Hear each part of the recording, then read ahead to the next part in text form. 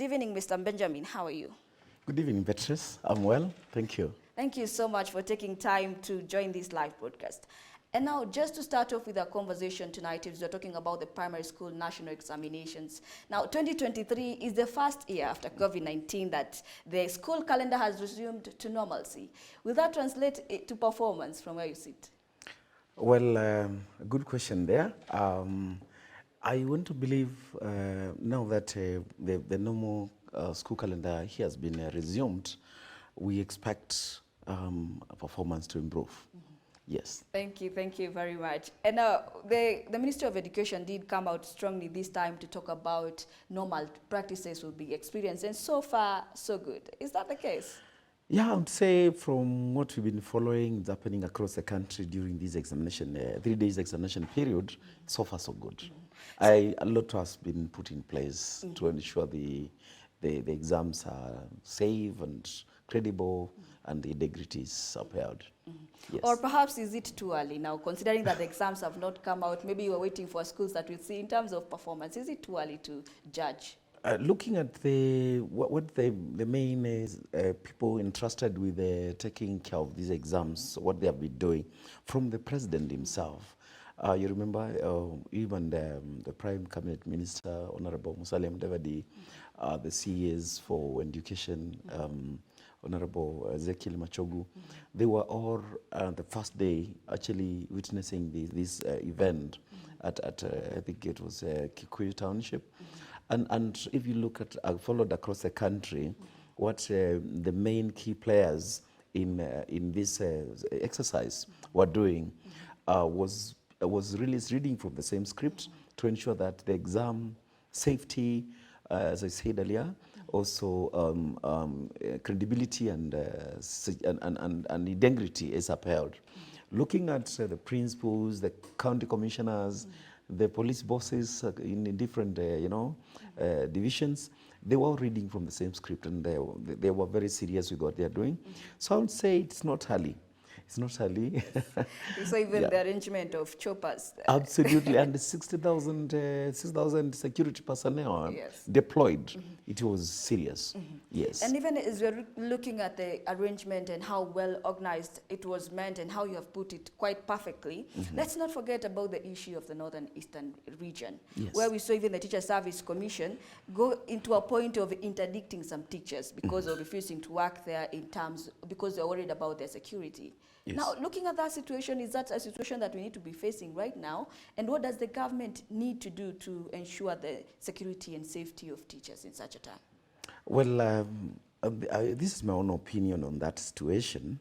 Number one, security is a right to Kenyans. If you look at Constitution 2010, Article 29, security is a right to Kenyans, number one. And number two, it is the duty of the government to provide security and safety of life and property. So I'm looking at it like, I think it should be approached in a different way, in a kind of a round table kind of talk.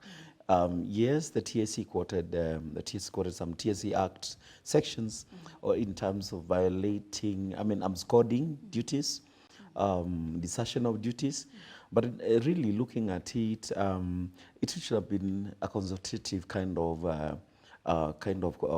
exercise where the main stakeholders, the teachers themselves, the TAC, the Interior Ministry, come to a round table and address these concerns for these teachers, because really security is a right.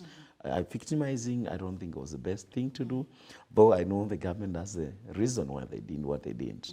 Yes. It's a very, very sad situation there. And now, moving on, they just concluded the KCPE and, of course, KPSEA as well. Yeah. Now, this is the last cohort of the KCPE. I don't know whether you did go through this 844 system as well. Yes, I did. I'm a product of 844. Now, as we are now saying bye in the primary sector in terms of the 844 system, what are some of the hits, and will it be missed? The hits by... The hits of the 844 system. Yes. Well, I would say, this system has been with us here for almost 38 years now, so almost 4 decades. And well, Well, as we mentioned this earlier in a different sitting, there's been a lot of benefits associated with the 844.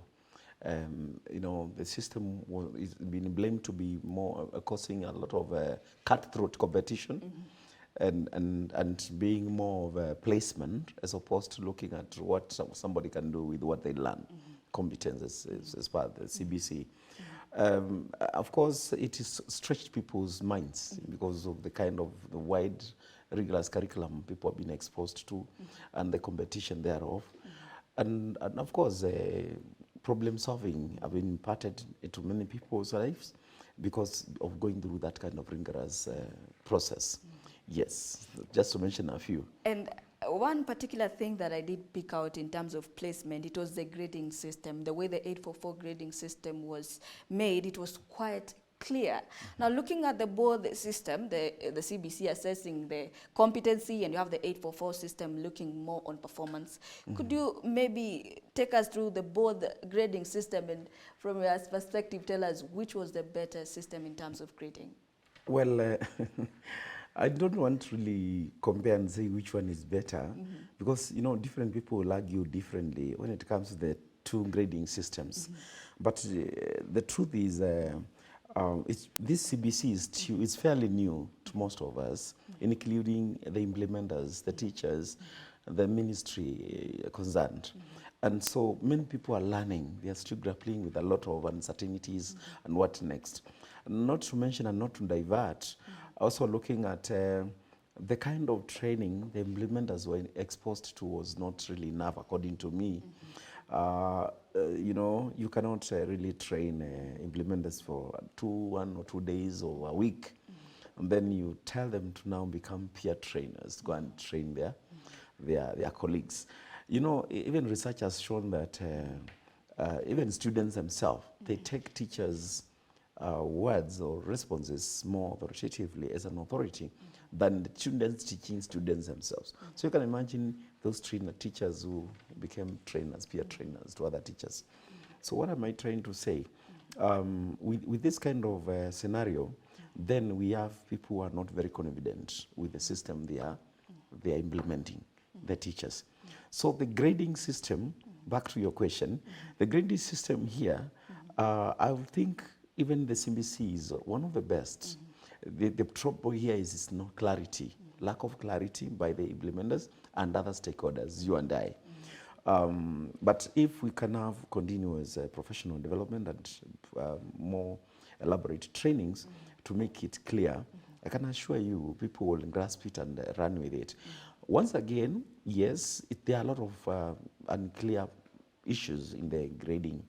Of course, the CBC grading is such that it is focusing on competence, and to kill the issue of competition, it has been doing what we call school-based assessment, SBA, and of course then the summative part, which is what KPSEA now, these exams, grade 6 were doing, that is summative national assessment, SNA. So now, as compared to 844, where, for example, you do the whole 8 years and you're assessed only in the final year. In the CBC, the grading is such that the KPSEA, what has just ended today, is supposed to account for only 40%. Meaning the other 60% is to be distributed in what I'm now calling the class-based assessment or school-based assessment. That is year 4, 5, and 6. Through practicals, orals, through projects, etc., etc. To me, you cannot judge or condemn somebody for 5 years, I mean, after 8 years, within 6 hours. You tell them now, you are good for nothing. You can proceed to that kind of thing. The CBC, the best thing is that what you did in year 4 counts even now. What you did in year 5, some percentage is counting.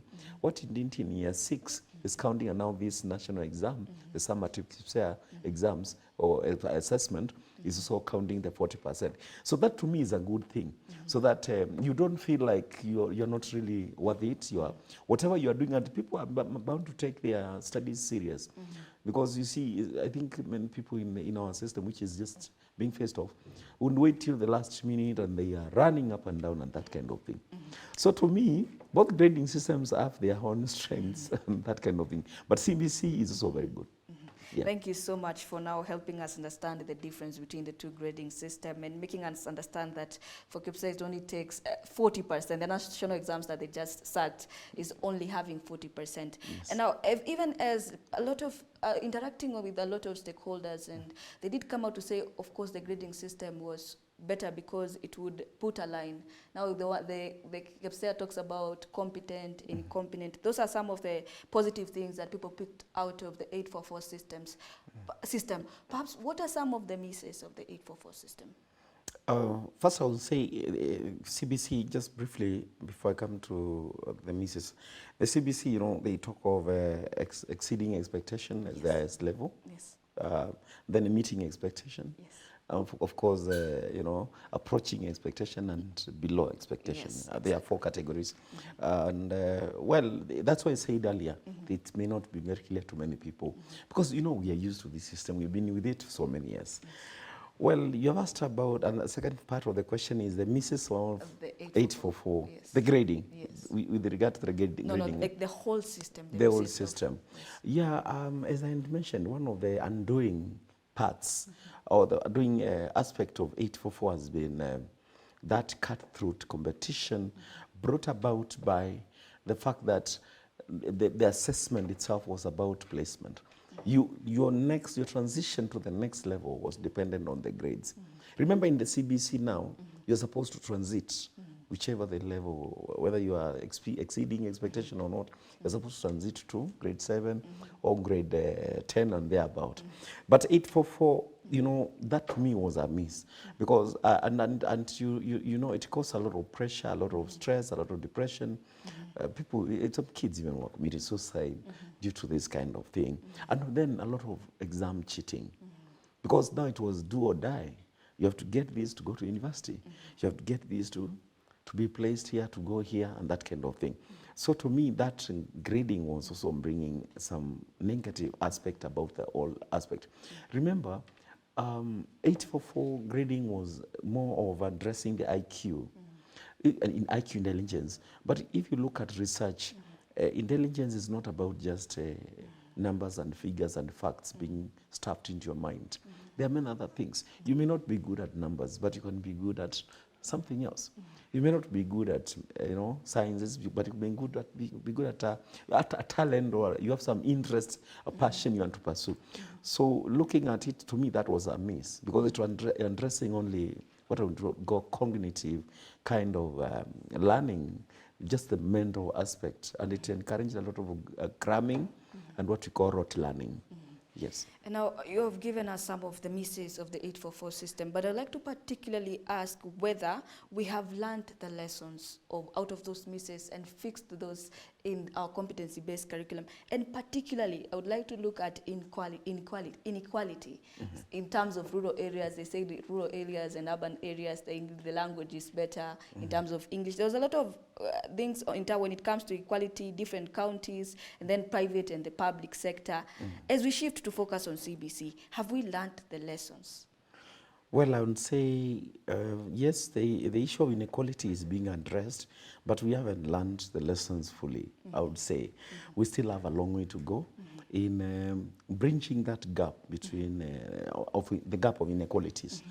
You see, some people will, some school of thought have it that CBC, whoever and the CBC in mind, was looking at people who are all at the same level, economically, in terms of resources and that kind of thing.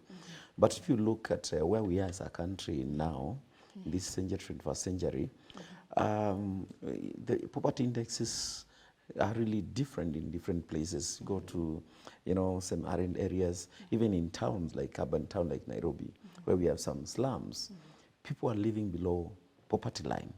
So the schemers or the people who crafted this curriculum, I think they assumed something, that all of us can access internet connectivity, all of us can access computers, all of us can access, resources, even the training itself. So to me, this challenge of inequality is true with us here. And we may have just to minimize it, but we may not really scrap it per se. Yes. And now that statement brings me to my next question. Will this new system give the when the learners are assessed according to the competencies, give us the results that we're expecting to create job seekers, job makers instead of job seekers? Putting in mind, we did look at the recommendations, and we look at the beginning of the 844 system. It was meant to be more focusing on competencies. And now coming with other recommendations, the reduction of subjects, then it becomes on results oriented. Now, will this give us the feedback that you are expecting in terms of creating job makers? Okay, talk of job creators as opposed to job seekers. This is interesting. First, I want to say the justification or rationale behind CBC is basically to speak to the mind. It seeks to speak to the mind, the heart and the soul of the learner. Basically to just have them bring out the innate, capabilities and potential in them, to exploit them. And to me, since now we're looking at a situation whereby learners may be doing it without a lot of pressure and pursuing their interests and passion and talents, then I believe it will address the issue of job creation. Because you'll choose which path to pursue career-wise. And you're not doing it out of an unnecessary peer pressure or societal pressure or next of kin's pressure. You're doing it because that is your area you want to pursue in. That means then we may be addressing this issue. I think it is a matter of time, and given some years, we may have this issue of job seekers minimizing and job creators increasing. That's what I think.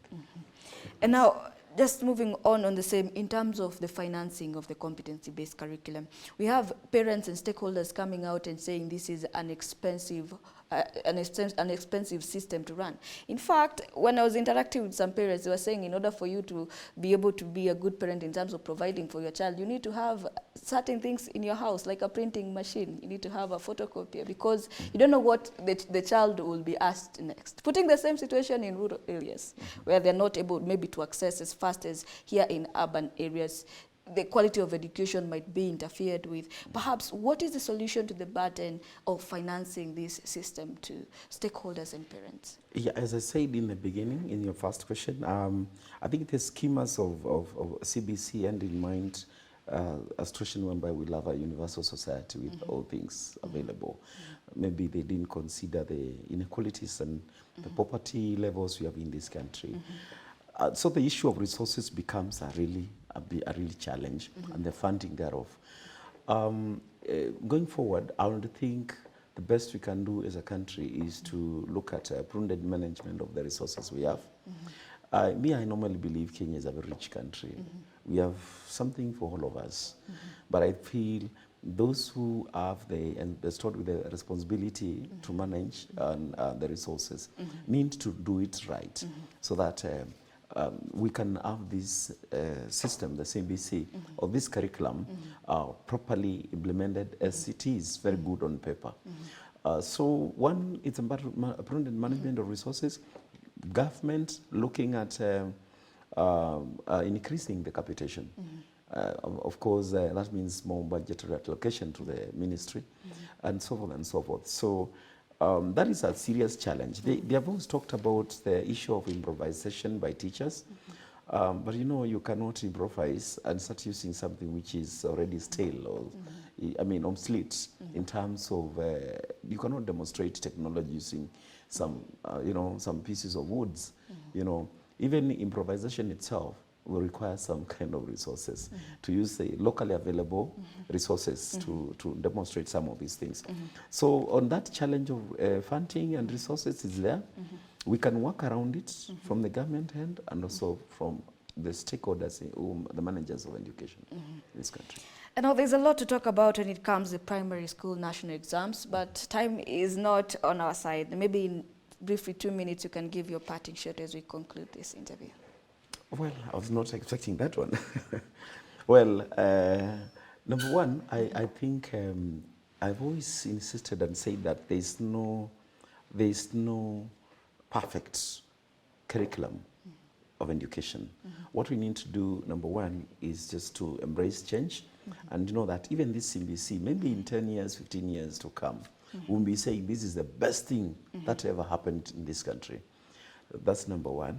Number two, I want to challenge the responsible departments and ministry to ensure that the implementers of the curriculum understand the CBC pedagogy. They undergo continuous training and in capacity building so that they can embrace this. You cannot do what you're not convicted to do. You don't have a conviction about the system. How can you implement it?